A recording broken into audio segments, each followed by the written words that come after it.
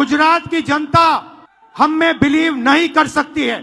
गुजरात के युवाओं से रिश्ता बनाने आया हूं।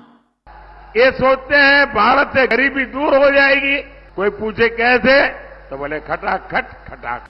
राहुल गांधी का अगर भाषण आपने नहीं सुना है तो एक बार जरूर सुनिएगा। उनका गुजरात में जो भाषण चल रहा है काफ़ी कुछ ट्रेंड हो रहा है और बहुत सारी ऐसी ऐसी बातें धरातल पे रख दिए हैं और उसको लेकर के पूरी जनता के साथ डायरेक्टली और इनडायरेक्टली अपने बातों को कह पा रहे हैं।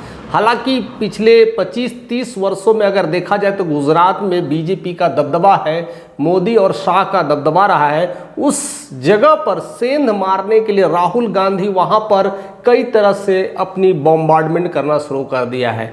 लेकिन इन सारी चीज़ों में लेकर करके उन्होंने सबसे जो मेन कड़ी है वह समझने की कोशिश की है और उसी कड़ी पर वार किया है।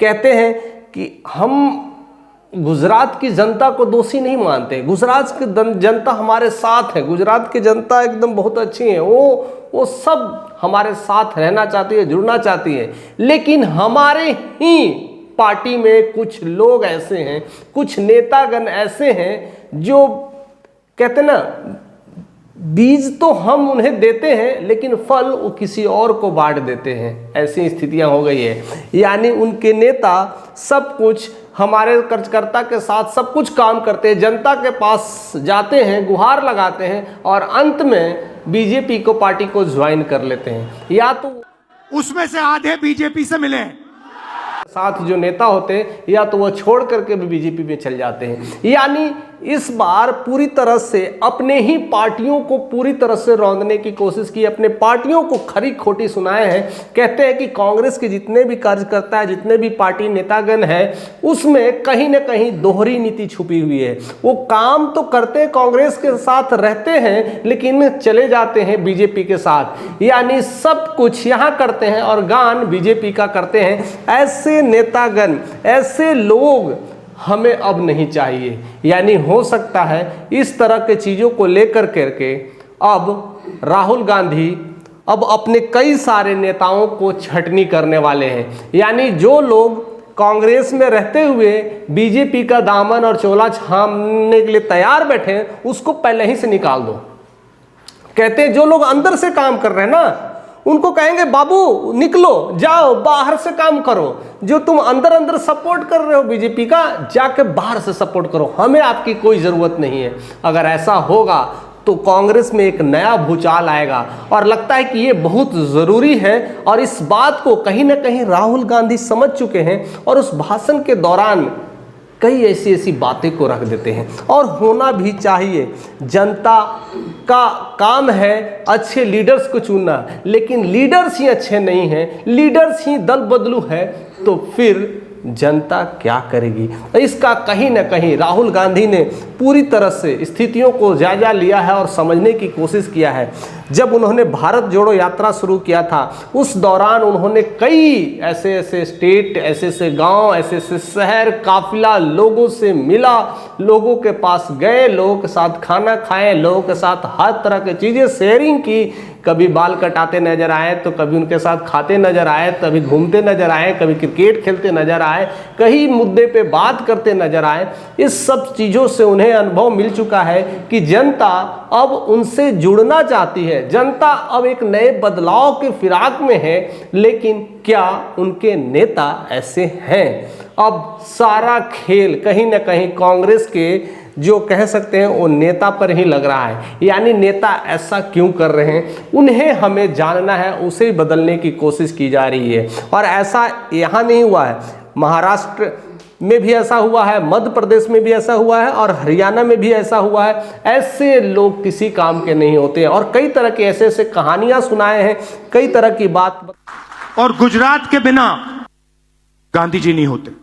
यानी पार्टी ए और पार्टी बी हो गई है। एक पार्टी ऐसा जो जनता के साथ जाती है, रहती है और कांग्रेस के लिए काम करती है। दूसरा जो जनता से कटा हुआ है, दूर बैठता है, जनता की इज्जत नहीं करता है और उसमें से आधे बीजेपी से मिले हैं।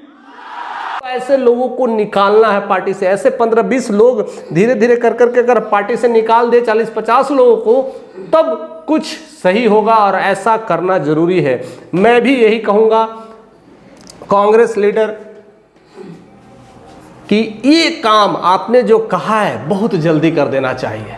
राहुल जी को भी मैं ये कहना चाहता हूं कि ये काम जी, जो चीज़ आपने भाषण के दौरान बोला है और सोचा है, ये बहुत जल्द एक्शन में लाने की ज़रूरत है। लेकिन मैं थोड़ी सी और डिटेल में जब भाषण को समझने की कोशिश करता हूं और आपके ही मुंह से सुनता हूं, तो थोड़े देर के लिए मैं भी शॉक हो जाता हूं कि ये करना चाहिए कि नहीं करना चाहिए। इसको लेकर के तमाम मंथन की ज़रूरत है, क्योंकि आपने ऐसे बताया है कि कुछ नेता ऐसे आए हैं, जब उनकी माँ के पास आते हैं और रोते बिलखते हैं और रोते बिलखते हुए कहते हैं कि सोनिया जी, मैं आपके पार्टी का साथ नहीं छोड़ना चाहता, मैं आपके साथ रहना चाहता हूं, लेकिन मुझे डर है, मैं जेल भी नहीं जाना चाहता हूं, मुझे ईडी और सीबीआई के छापे से डर लग रहा है, मुझे जेल नहीं जाना है, इसलिए मजबूरन मुझे उधर जाना पड़ रहा है। ऐसी स्थितियां में पार्टी शिफ्ट कर पा रही है, तब सवाल एक नई कटघरे में आकर के घिर जाती है।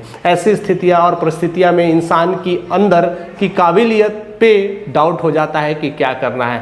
अब सत्ता और कहीं न कहीं नेता की स्थिति ऐसे हो गई है कि सब कुछ डर से सब काम हो रहा है, और डर कहीं ना कहीं ऐसा दिखाया जा रहा है और बीजेपी में ऐसा कुछ बनाया जा रहा है कि आप डर से हमारे साथ आइए, नहीं तो जेल जाइए। और शायद यही हुआ है दिल्ली में भी, इसलिए कांग्रेस बहुत कुछ कोशिश किया, बहुत लोग उनसे जुड़ना चाहते थे, लेकिन जेल जाने की वजह से या तो वो शिफ्ट हो गए हैं, इसलिए कांग्रेस के खाता में सिर्फ और सिर्फ 0 सीट आई है।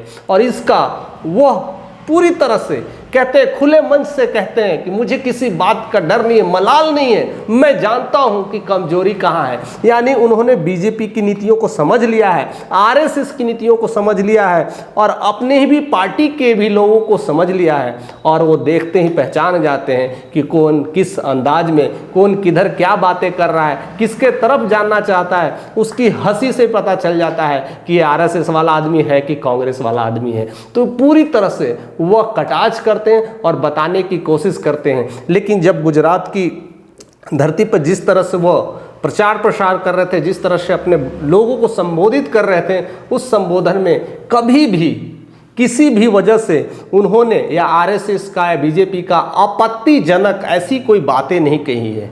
यही उनकी काबिलियत है।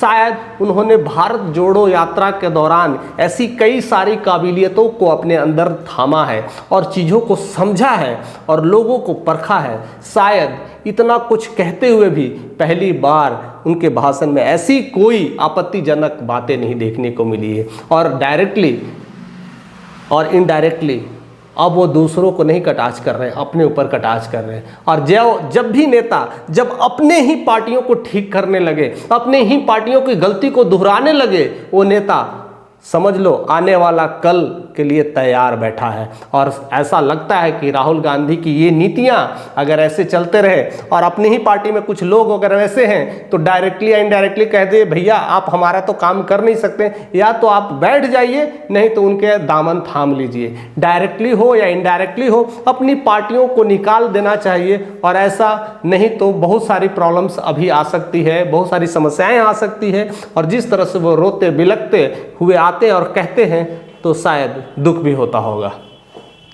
तो भारत की स्थितियां ऐसी बन गई है, भारत में ऐसी चीज़ें पनप रही है कि या डर से या तो जेल से इस वजह से कांग्रेस छोड़ रहे हैं और बीजेपी ज्वाइन कर रहे हैं। ऐसी स्थितियां हो गई है। अगर ऐसी स्थितियां हैं तो देश कब तक चलेगा?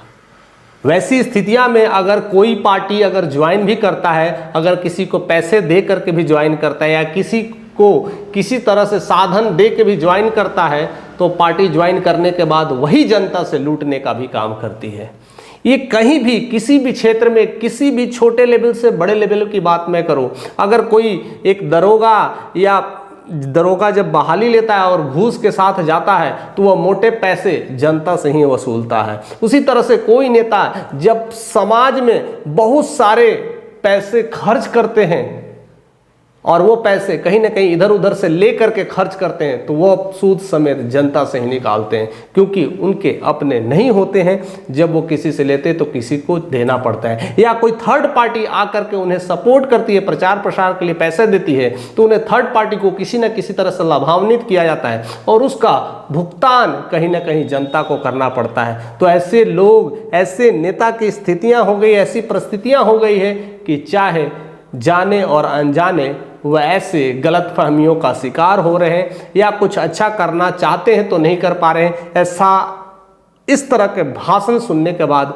बहुत सारे लोग या तो तालियों से गड़गड़ा रहे थे या आवाजें लगा रहे थे, और कहीं ना कहीं पहली बार मैंने देखा है राहुल गांधी की जय जयकार हो रही थी। इस हार में भी, अपने कमियों को बताने में भी राहुल गांधी की जय जयकार हो रही है। और इसी तरह से वह बहुत कुछ अब उनके प्रचार में, उनके प्रसार में एक नई तरह से क्रांति दिख रही है, एक नई सोच दिख रही है, एक नई बदलाव दिख रही है, एक नया भारत दिख रहा है। फिलहाल अब वो कैसे एक्शन लेते हैं, किस तरह से अपने पार्टी में वैसे लोगों को निकाल बाहर करते हैं, यह तो वक्त बतलाएगा। लेकिन जितना से जितना जल्दी हो वो फास्ट एक्शन लेना है, और इसी तरह का उनका जो संकल्प है भारत जोड़ो यात्रा, उस तरह से अपनी लोगों से मिलना जुलना अभी भी कंटिन्यू करना चाहिए और लोगों के दिल में बसना चाहिए। तभी एक अच्छा भारत का लीडर तैयार होगा, चाहे वो अपोजिशन का क्यों ना हो, चाहे वो पक्ष और विपक्ष कहीं का भी हो, नेता बहुत अच्छे होंगे और आने वाला समय भी उनका होगा। फिलहाल उनके बारे में ऐसे क्या रवैया रखते हैं, क्या सोचते हैं, आप अपने कमेंट के माध्यम से हमें बताइएगा। चैनल पे नए हैं तो सब्सक्राइब करिएगा।